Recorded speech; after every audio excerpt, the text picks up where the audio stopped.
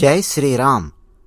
భారత ప్రధాని నరేంద్ర మోదీ గారు అయోధ్య రామ్ మందిర్ రామ్లల్లా ప్రాణప్రతిష్ఠ కార్యక్రమం జరిగిన తర్వాత వారు ఇచ్చిన హిందీ ఉపన్యాసాన్ని పూర్తిగా తెలుగులోకి అనువదించి ఈ వీడియోలో మీకు అందిస్తూ ఉన్నాను. వీడియో నచ్చితే వెంటనే ఒక లైక్ కొట్టండి అని చెప్పి మేము అడుగుతూ ఉంటాం. ఖచ్చితంగా లైక్ కొట్టండి. ఈ వీడియోకు మీరు కొట్టే ప్రతి లైక్ ఆ రామునికి ఒక పుష్పం లాంటిది. ఎందుకంటే నరేంద్ర మోదీ గారు 11 రోజుల పాటు కఠినమైన ఉపవాసం ఉండి ఈ కార్యక్రమాన్ని అత్యంత భక్తి శ్రద్ధలతో నిర్వహించారు. మనం నరేంద్ర మోదీ గారికి చేయగలిగిందంటూ ఏమీ లేదు, ఆ రామునికి మనం చేయగలిగిందంటూ ఏమీ లేదు. మీ లైక్స్ ద్వారా, మీ కామెంట్స్ ద్వారా మీ ఉత్సాహాన్ని, ఆనందాన్ని మాకు ప్రకటించండి. మేం కూడా అందులో భాగస్థులం అవుతాం. ఇక నరేంద్ర మోదీ గారు హిందీలో ఇచ్చిన ఉపన్యాసాన్ని పూర్తిగా తెలుగులోకి అనువదిస్తూ ఉన్నాను. మా ఇతర అయోధ్య వీడియోస్ కూడా మా ఛానల్లో ఉన్నాయి, చూస్తారని చెప్పి ఆశిస్తూ ఉన్నాను. సియావర్ రామచంద్రకి జై, సియావర్ రామచంద్రకి జై. వేదిక మీద ఆసీనులైన గౌరవనీయులైన సాధువులు మరియు ఋషులు, సంత్ పురుషులు, ఇక్కడ ఉన్న రామభక్తులందరూ, అలాగే ప్రపంచంలోని ప్రతి మూలలో మాతో కనెక్ట్ అయ్యారు. మీ అందరికీ నా నమస్కారాలు. అందరికీ రామ్ రామ్. ఈరోజు మా రాముడు వచ్చాడు. శతాబ్దాల నిరీక్షణ తర్వాత మన రాముడు వచ్చాడు. శతాబ్దాల అపూర్వమైన సహనం, లెక్కలేనన్ని త్యాగాలు, తపస్సు, వీటన్నింటి తర్వాత మన శ్రీరాముడు వచ్చాడు. ఈ శుభ సందర్భంలో మీ అందరికీ మరియు దేశ ప్రజలందరికీ ఎన్నో ఎన్నో శుభాభినందనలు. పరమాత్మ చైతన్య సాక్షిగా గర్భాలయంలో మన ముందు ప్రత్యక్షమయ్యాడు. ఆ విషయం ఇక్కడ ప్రకటించడానికి నాకు చాలా చాలా ఆనందంగా ఉంది. చెప్పడానికి చాలా ఉంది, కానీ నా గొంతు మూగబోతోంది. నా శరీరం ఇంకా కంపిస్తూనే ఉంది. నా మనస్సు ఇంకా ఈ క్షణంలో ఒక రకమైన ఆనంద, ఆశ్చర్య అనుభూతులతో నిండిపోయి ఉంది. మా రాములల్లా ఇకపై డేరాలో నివసించడు. మా రాములల్లా ఇప్పుడు ఈ దివ్యమైన, భవ్యమైన ఆలయంలో నివసిస్తాడు.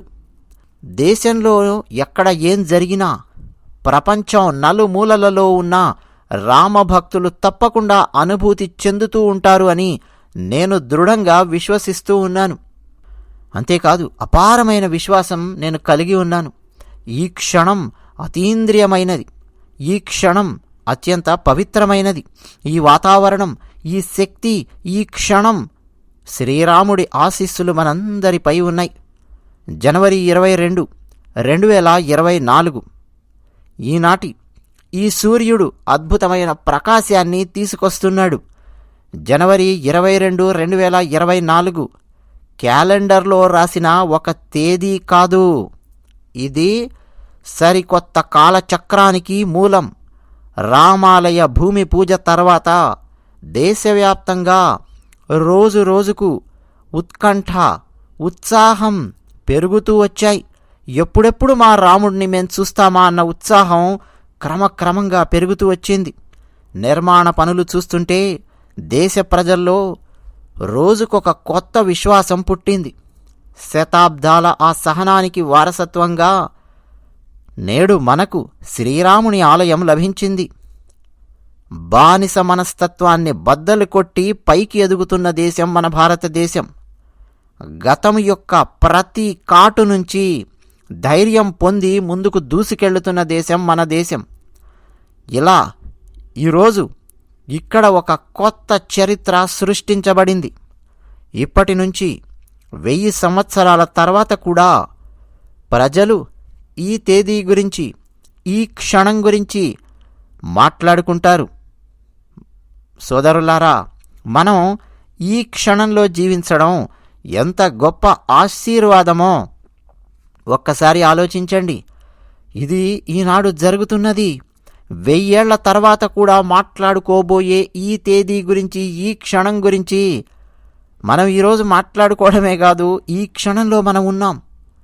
నేడు రోజులు, దిక్కులు, దూరం అన్నీ దైవత్వంతో నిండి ఉన్నాయి. ఈ సమయాలు సాధారణమైన సమయాలు కాదు, సాధారణమైన క్షణాలు కావు. ఇవి శాశ్వతమైన సిరాతో కాలచక్రంలో చెక్కబడిన చెరిగిపోని స్మృతి రేఖలు. శ్రీరాముడి కార్యక్రమం ఎక్కడ జరిగినా అక్కడ వాయుపుత్రుడైన హనుమంతుడు తప్పకుండా ఉంటాడని మనందరికీ తెలుసు. అందువల్ల రామభక్త హనుమంతునికి నా ప్రణామాలు. మాతా జానకి, లక్ష్మణజీ, భరత్, శత్రుఘ్న అందరికీ నేను నమస్కరిస్తూ ఉన్నాను. పవిత్రమైన అయోధ్యాపురికి, అలాగే పవిత్రమైన సరయూ నదికి నేను ఇక్కడి నుంచి నా ప్రణామాలు అర్పిస్తూ ఉన్నాను. ఎవరి ఆశీస్సులతో ఈ మహత్కార్యం నెరవేరిందో ఆ దివ్యాత్మలు, ఆ దివ్యమైన వ్యక్తులు కూడా ఈ సమయంలో మన చుట్టూ ఉన్నారని, ఈ తరుణంలో నాకు ఒక దివ్యమైన అనుభూతి, అనుభవం కలుగుతూ ఉన్నాయి. ఈ దివ్య చైతన్యాలన్నింటికీ కూడా నేను కృతజ్ఞతతో నమస్కరిస్తున్నాను. అంతేకాదు, ఈరోజు నేను మన శ్రీరామునికి క్షమాపణలు చెబుతూ ఉన్నాను. ఇన్ని శతాబ్దాలుగా మనం ఈ పని చేయలేకపోయాం. మన ప్రయత్నాలలో, మన త్యాగంలో, మన తపస్సులో ఏదో లోటు ఉండాలి. ఇన్ని శతాబ్దాలుగా ఈ కార్యక్రమాన్ని మనం చేయలేకపోయాం. అందుకని శ్రీరామునికి క్షమాపణలు. మన లోటు ఏదో ఉంది, ఆ లోటు నేడు తీరింది. ఈరోజు రాముడు మనల్ని తప్పకుండా క్షమిస్తాడని నేను విశ్వసిస్తూ ఉన్నాను. నా ప్రియమైన దేశ ప్రజలారా, త్రేతాయుగంలో శ్రీరాముని రాకపై తులసీదాస్ గారు ఇలా రాశారు: ప్రభూబిలోకి హరిషే పురుబాసి. శ్రీరాముడు అయోధ్యా నగరాన్ని వదిలి వెళ్ళినప్పుడు ఇక్కడి వాసులకు వియోగము, దుఃఖము అన్నీ ఏర్పడ్డాయి. కానీ అవన్నీ నశించిపోయే క్షణం ఇది. భగవంతుని రాకను చూసి అయోధ్యావాసులందరూ దేశమంతటా ఆనందోత్సాహాలతో నిండిపోయి ఉంది. చాలా కాలంగా విడిపోయి ఉండడం వల్ల తలెత్తినటువంటి అభ్యంతరాలకు కూడా తెరపడింది. అప్పట్లో ఆ ఎడబాటు శ్రీరామునికి కేవలం 14 ఏళ్లు మాత్రమే. కానీ ఇప్పుడు ఎడబాటు భరించలేనంతగా ఉంది.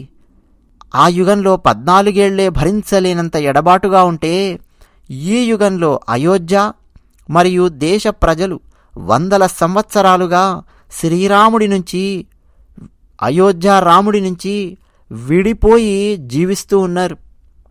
మన తరాలలో చాలామంది శ్రీరాముడి నుంచి విడిపోయి జీవిస్తున్నటువంటి పరిస్థితి ఏర్పడింది. అంటే మన రాముడు ఇక్కడ లేని పరిస్థితి. ఒకప్పుడు 14 ఏళ్ళు రాముని ఎడబాటుకు గురైతే, ఇప్పుడు 100 ఏళ్ల పాటు మనం ఎడబాటుకు గురయ్యాం. రామా రామా అని పరితపించాం. శ్రీరాముడు మన భారత రాజ్యాంగంలోని ఆ కాపీలో, మొట్టమొదటి కాపీలో ఉన్నాడు. కానీ ఆ రాజ్యాంగం అమలులోకి వచ్చిన తర్వాత కూడా శ్రీరాముని ఉనికిపై దశాబ్దాలుగా న్యాయ పోరాటం కొనసాగింది. న్యాయం తన గౌరవాన్ని కాపాడుకున్నందుకు భారత న్యాయ వ్యవస్థకు నా కృతజ్ఞతలు తెలియజేస్తూ ఉన్నాను. న్యాయానికి పర్యాయపదంగా ఉన్న శ్రీరాముడి ఆలయం కూడా న్యాయమైన పద్ధతిలో నిర్మించబడింది. మిత్రులారా, నేడు ప్రతి గ్రామంలో కీర్తన, సంకీర్తనలు ఏకకాలంలో జరుగుతున్నాయి. నేడు ఆలయాలలో ఉత్సవాలు, పరిశుభ్రతకు సంబంధించిన కార్యక్రమాలు నిర్వహిస్తున్నారు. దేశం మొత్తం ఈరోజు దీపావళిని జరుపుకుంటోంది. ఈరోజు సాయంత్రం ప్రతి ఇంట్లో రామజ్యోతి వెలిగించేందుకు సన్నాహాలు చేస్తున్నారు. నిన్న శ్రీరాముని ఆశీస్సులతో నేను ధనుష్కోడిలోని రామసేతు ప్రారంభ బిందువు అరిచల్ మునై వద్ద ఉన్నాను. శ్రీరాముడు సముద్రాన్ని దాటడానికి బయలుదేరిన క్షణం, కాలచక్రాన్ని మార్చిన ఆ క్షణం, ఆ భావోద్వేగ క్షణాన్ని అనుభూతి చెందడానికి నేనక్కడికి వెళ్ళాను. నా వినయపూర్వకమైన ప్రయత్నం చేశాను. అక్కడ పుష్పాలు ఉంచి పూజించాను. ఆ సమయంలో కాలచక్రం ఎలా మారిందో అదేవిధంగా కాలచక్రం మళ్ళీ మారి శుభ దిశలో పయనిస్తోంది అన్న విశ్వాసం నాలో ఏర్పడింది. నా 11 రోజుల ఉపవాస దీక్షలో శ్రీరాముడి పాదాలు ఎక్కడెక్కడైతే పడ్డాయో ఆ పాదాలు పడిన ప్రదేశాలను వెళ్ళి ఆ పాదాలను తాకడానికి నేను ప్రయత్నించాను. నాసిక్లోని పంచవటీ ధామమైన, కేరళలోని పవిత్రమైన త్రిప్రయార్ దేవాలయమైన, ఆంధ్రప్రదేశ్లోని లేపాక్షి అయినా, తమిళనాడులోని రామేశ్వరంలోని శ్రీ రామనాథస్వామి దేవాలయమైన, శ్రీరంగంలోని రంగనాథస్వామివారి దేవాలయమైన, ధనుష్కోడి అయినా ఈ పవిత్ర స్ఫూర్తిని పొందడం నా అదృష్టం. సాగర్ నుంచి సరయూ వరకు ప్రయాణించే అవకాశం వచ్చింది. సాగర్ నుంచి సరయూ వరకు రాముని పేరు మీద జరుగుతున్న ఈ గొప్ప పండుగకు స్ఫూర్తి ప్రతి చోట ప్రబలంగా ఉందని నేను గమనించాను. శ్రీరాముడు భారతదేశం యొక్క ఆత్మ. అంతేకాదు, ప్రతి కణంతో శ్రీరాముడు అనుసంధానింపబడి ఉన్నాడు. రాముడు అన్ని శతాబ్దాలుగా మనకు విడిపోయి ఉన్నప్పటికీ మనందరి హృదయాలలో నిరంతరం శ్రీరాముడు నివసిస్తూనే ఉన్నాడు. మనం ఎవరి మనస్సాక్షిని తాకి చూసినా భారతదేశంలో ఎక్కడైనా మనం ఈ ఏకత్వాన్ని అనుభవిస్తాం. ఈ అనుభూతి, శ్రీరాముని అనుభూతి ప్రతి చోట కనిపిస్తోంది. దేశానికి అనుగుణంగా మరింత అద్భుతమైన, మెరుగైన ఫార్ములా ఏది? ఇంకేదీ లేదు. శ్రీరాముని పేరు మీద భారతదేశం ఏకత్వాన్ని సాధించింది. నా ప్రియమైన దేశ ప్రజలారా, భారతదేశంలోని ప్రతి మూలలో వివిధ భాషలలో రామాయణాన్ని వినడానికి నాకు అవకాశం దక్కింది.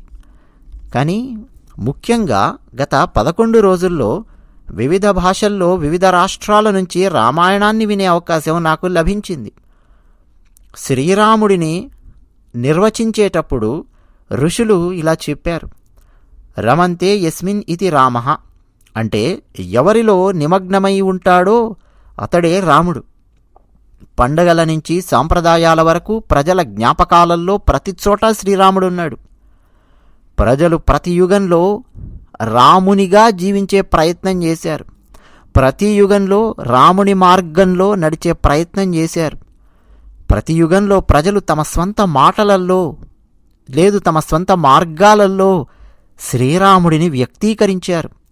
ఈ రామరసం జీవన ప్రవాహంలా నిరంతరం ప్రవహిస్తూనే ఉంటుంది. పురాతన కాలం నుంచి భారతదేశంలోని ప్రతి మూల నుంచి ప్రజలు ఈ రామరాసులను ఆరాధిస్తున్నారు. రామకథ అనంతం, రామాయణం అనంతం. రాముని ఆదర్శాలు, రాముని విలువలు, రాముని బోధనలు అన్ని చోట్ల ఒకేలా ఉన్నాయి. ప్రియమైన దేశ ప్రజలారా, ఈరోజు ఈ చారిత్రక సమయంలో దేశం కూడా ఆ వ్యక్తులను స్మరించుకుంటోంది. ఎవరి కృషి, ఎవరి అంకితభావం కారణంగా మనం ఈ శుభదినాలను చూస్తున్నామో అటువంటి వ్యక్తులను దేశం ఈ చారిత్రాత్మకమైన సమయంలో స్మరించుకుంటోంది. శ్రీరాముని యొక్క ఈ కార్యంలో ఎందరెందరో త్యాగాన్ని చేశారు, తపస్సును ధారపోశారు. త్యాగము, తపస్సు యొక్క పరాకాష్ఠను మనకు చూపించారు. ఆ అసంఖ్యాకమైన రామభక్తులకు, ఆ లెక్కలేనన్ని కరసేవకులకు, లెక్కలేనన్ని సాధువులకు, సంతపురుషులకు, మహాత్ములకు మనందరం రుణపడి ఉన్నాం. మిత్రులారా, నేటి సందర్భం వేడుకలు జరుపుకునే క్షణం మాత్రమే కాదు. ఇదే సమయంలో ఇది భారతీయ సమాజ పరిపక్వతను గ్రహించే క్షణం కూడా. మాకు ఇది విజయ అవకాశమే కాదు, వినయంగా ఉండాల్సిన క్షణం కూడా.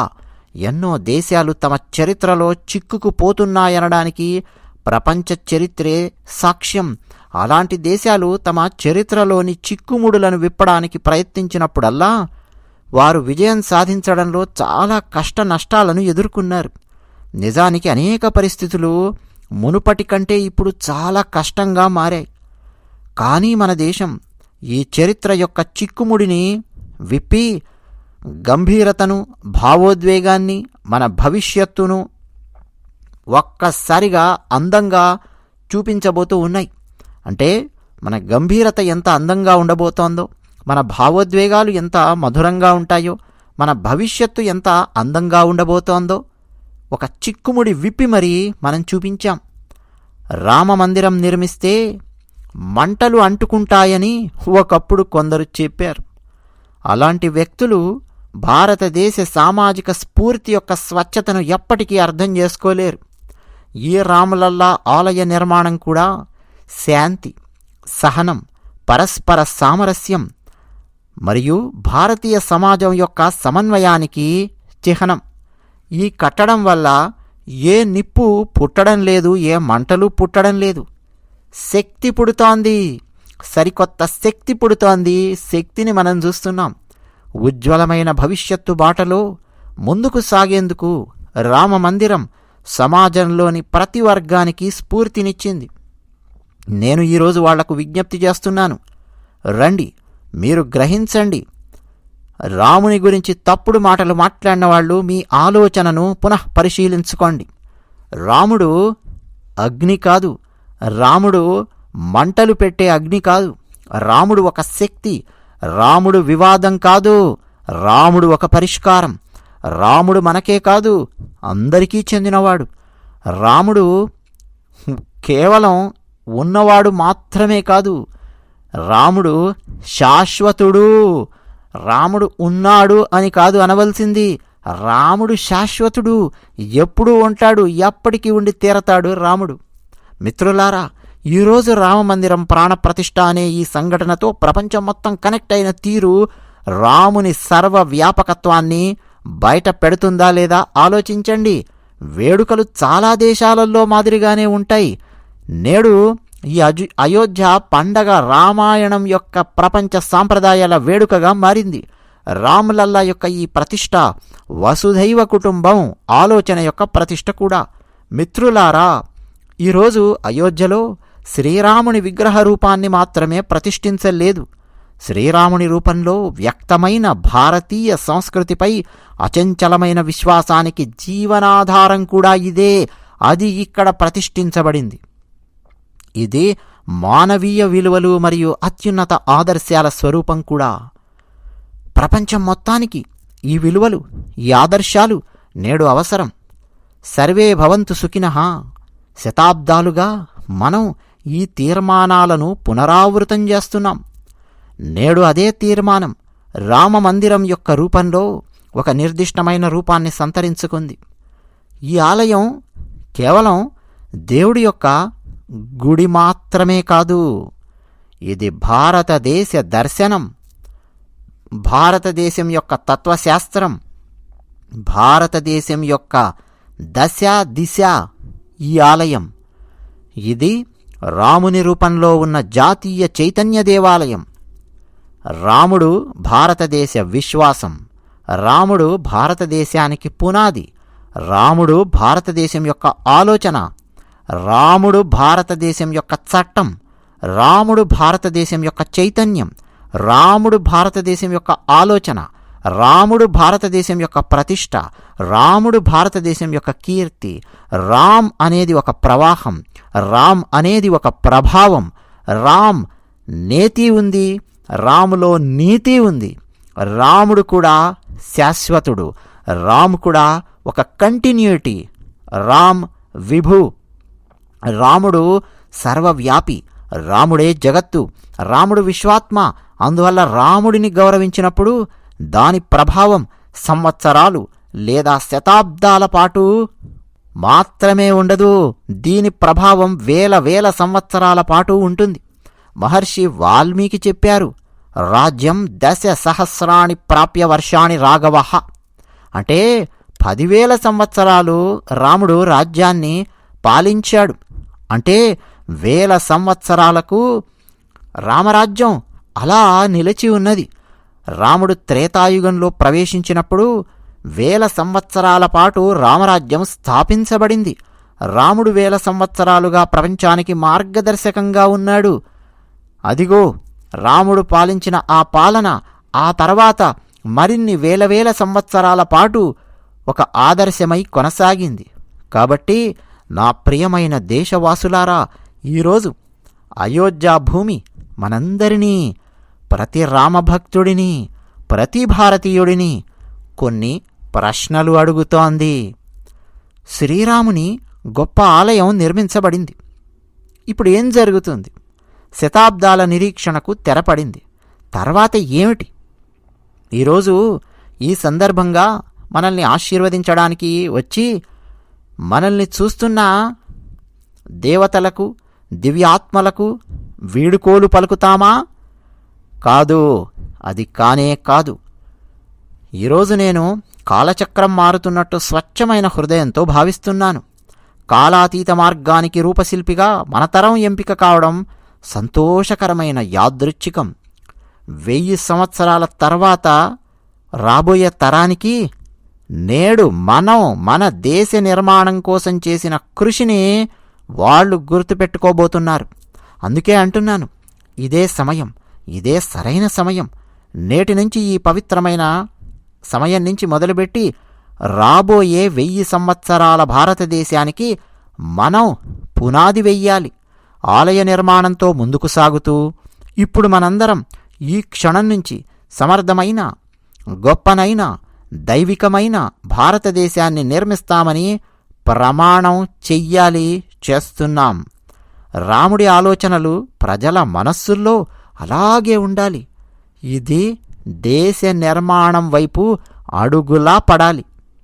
మిత్రులారా, మన మనస్సాక్షిని విస్తరించుకోవాలని నేటి యుగం కోరుతోంది. మన చైతన్యం భగవంతుడి నుంచి దేశానికి, రాముడి నుంచి దేశానికి విస్తరించాలి.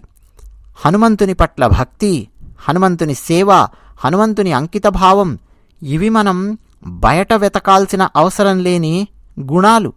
ప్రతి భారతీయునిలో భక్తి, సేవ మరియు అంకిత భావాలు సమర్థమైన, గొప్పనైన, దైవికమైన భారతదేశానికి ఆధారమవుతాయి. ఇది భగవంతుని నుంచి దేశ చైతన్యం, రాముడి నుంచి జాతి యొక్క చైతన్యం దాకా మన ఆలోచనలు విస్తరించాలి. మారుమూల అడవిలో గుడిసెలో నివసించే నా ఆదివాసీ తల్లి శబరి గుర్తు రాగానే అపూర్వమైన విశ్వాసం పుడుతుంది. రాముడు వస్తాడు, రాముడు వస్తాడు, రాముడు వస్తాడు అని తల్లి శబరి చాలా కాలంగా చెబుతూ ఎదురుచూస్తూ వచ్చింది. రాముడు వచ్చాడు. ప్రతి భారతీయునిలో పుట్టిన ఈ విశ్వాసం బలమైన, సమర్థమైన, గొప్పనైన, దైవికమైన భారతదేశానికి ఆధారం కావాలి.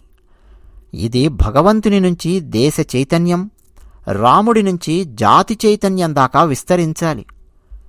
నిషాదరాజ్ గుహుడు, అతని స్నేహం అన్ని హద్దులు దాటిందని మనకు తెలుసు. రాముని పట్ల నిషాదరాజుకు ఉన్న స్నేహము, ఆ ప్రేమ, భక్తి, రాముని పట్ల అనుబంధం ఎంత గొప్పనైనవో మనందరికీ తెలుసు. అందరూ మనవారే, అందరూ సమానమే. ప్రతి భారతీయునికి చెందిన ఈ భావన, సోదర భావం బలమైన, సమర్థవంతమైన, గొప్పనైన, దైవికమైన భారతదేశానికి ఆధారం అవుతాయి. ఇది భగవంతుని నుంచి దేశ చైతన్యం, రాముని నుంచి జాతి చైతన్యం యొక్క విస్తరణ దాకా అలా వెళ్ళాలి మన ఆలోచనలు. మిత్రులారా, నేడు దేశంలో నిస్పృహకు ఆస్కారం లేదు. నేను చాలా సామాన్యుడిని, నేను చాలా చిన్నవాడిని, ఇలా ఎవరైనా అనుకుంటే అతను ఉడత యొక్క సహకారం గుర్తుంచుకోవాలి. ఉడత జ్ఞాపకం మాత్రమే మన సంకోచాన్ని తొలగిస్తుంది. చిన్నదైనా పెద్దదైనా ప్రతి ప్రయత్నానికి దాని స్వంత బలం, దాని స్వంత సహకారం ఉంటుందని ఉడత సహాయం మనకు నేర్పిస్తుంది. అందుకే నేను చిన్నవాణ్ణి, సామాన్యుణ్ణి అనుకోకండి. ఒక మంచి కార్యక్రమం చెయ్యాలి అనుకున్నప్పుడు సహకారం లభించి తీరుతుంది. ప్రతి ఒక్కరి ప్రయత్నాల స్ఫూర్తి బలమైన, సమర్థవంతమైన, గొప్పనైన, దైవికమైన భారతదేశానికి ఆధారమై తీరుతుంది. ఇది భగవంతుని నుంచి దేశ చైతన్యం, రాముని నుంచి జాతి చైతన్యం దాకా విస్తరించాల్సిన ఆలోచన. మిత్రులారా, లంకను పాలించిన రావణాసురుడు అపారమైన జ్ఞానం, శక్తి కలిగి ఉన్నాడు. కానీ జటాయువు చిత్తశుద్ధిని చూడండి. జటాయువు గారు తన శక్తితో అత్యంత శక్తివంతమైన రావణాసురునితో పోరాడాడు. రావణాసురుడిని ఓడించలేనని జటాయువుకు ఖచ్చితంగా తెలుసు. కానీ రావణాసురుడికి సవాలు విసిరాడు, పోరాటం చేశాడు. కర్తవ్యం యొక్క ఈ పరాకాష్ఠ, ఈ సమర్థత గొప్పనైన, దైవికమైన, సమర్థవంతమైన భారతదేశానికి ఆధారం. భగవంతుని నుంచి దేశం దాకా, రాముని నుంచి దేశ చైతన్యం దాకా విస్తరణ అంటే ఇదే. జటాయువు నుంచి మనం నేర్చుకోవాల్సిన స్ఫూర్తి. మన జీవితంలోని ప్రతి క్షణాన్ని దేశ నిర్మాణం కోసం అంకితం చేస్తామని ప్రతిజ్ఞ చేద్దాం. శ్రీరాముని పనితో దేశం యొక్క పని ముడిపడి ఉండాలి. సమయం అలా ముడిపడి ఉండాలి, ప్రతి క్షణం అలా ముడిపడి ఉండాలి. శరీరంలోని ప్రతి కణం రాముడి అంకిత భావాన్ని జాతికి అంకితం చేయాలి అన్న లక్ష్యంతో అనుసంధానం చెయ్యాలి. నా దేశ ప్రజలారా, శ్రీరామునికి మన పూజలు ప్రత్యేకంగా ఉండాలి. ఈ ఆరాధన ఇంకా పైకి ఎదిగే విధంగా ఉండాలి. కేవలం మన కోసమే కాదు, అందరి కోసం ఉండాలి. ఈ పూజ అహంకారం కోసం కాకుండా మనం దేశాభివృద్ధి కోసం సమర్పించే విధంగా ఉండాలి. భారతదేశం యొక్క మన కష్టానికి పరాకాష్ఠ కూడా భగవంతునికి సమర్పించడం. మన దైనందిన శౌర్యాన్ని, ప్రయత్నాలను, అంకిత భావాన్ని శ్రీరామునికి అందించాలి. వీటితోనే మనం ప్రతిరోజు రాముణ్ణి పూజించాలి. అప్పుడే మన భారతదేశాన్ని సుసంపన్నంగాను, అభివృద్ధి చెందిన భారతదేశంగాను మనం చేయగలం. నా దేశ ప్రజలారా, ఇది భారతదేశ అభివృద్ధికి స్వర్ణయుగం. నేడు భారతదేశపు యువత శక్తితో నిండి ఉంది. ఎవరికి ఎంతకాలం తర్వాత అలాంటి సానుకూల పరిస్థితులు తలెత్తుతాయి? ఇంకా మనం ఏమీ మిస్ అవ్వాల్సిన అవసరం లేదు, ఇక కూర్చోవాల్సిన అవసరం లేదు. మన దేశ యువతకు చెబుతున్నాను, మీ ముందు 1000 సంవత్సరాల సాంప్రదాయం ఉంది. అదే మీకు స్ఫూర్తి. 15 లక్షల కిలోమీటర్లు ప్రయాణించి మిషన్ ఆదిత్యను విజయవంతం చేస్తున్నా, చంద్రునిపై త్రివర్ణ పతాకాన్ని ఎగురవేస్తూ ఆకాశంలో తేజస్సుగా ఉన్న సూర్యుని దగ్గరికెళ్ళి సముద్రంలోని విక్రాంత్ ఏం చేస్తుందో మీకు తెలుసు.